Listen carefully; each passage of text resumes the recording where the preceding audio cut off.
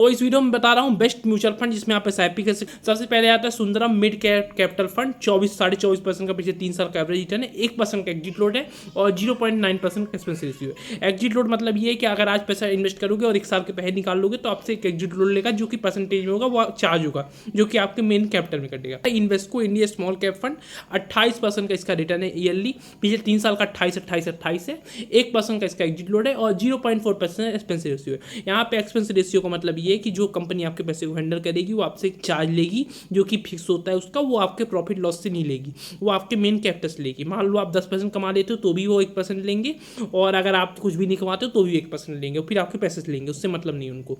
उसके बाद आता है ITI मल्टी कैप फंड जो कि 22% का पिछले 3 साल का एवरेज रिटर्न है, 0.5% का एक्सिट लोड है और 0.6% का इसका एक्सपेंस रेशियो है। मैंने पिछले 3 साल का एवरेज निकाल लिया है कितना दिया है, उससे हम आगे का प्रेडिक्ट कर सकते हैं।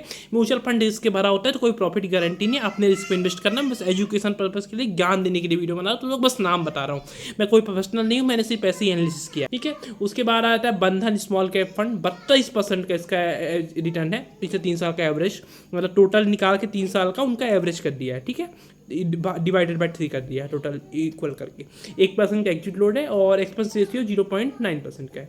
उसके बाद आता है HSBC वैल्यू फंड, 26% का पिछले 3 साल का एवरेज रिटर्न है, 0 एग्जिट लोड है, मतलब एग्जिट लोड नहीं है इसमें, और 0.69 मतलब 0.7% मान सकते हो उसका एक्सपेंस रेशियो है। उसके बाद आता है मिराई एसेट टैक्स सेवर, 18% का इसका रिटर्न है पिछले 3 साल का और 0.58% एक्सपेंस रेशियो है, एग्जिट लोड इसमें भी नहीं है। थैंक्स फॉर वॉचिंग, लाइक से सब्सक्राइब कर देना, मेरा आशीर्वाद है कि तुमको फायदा हो। बाकी गुड बाय।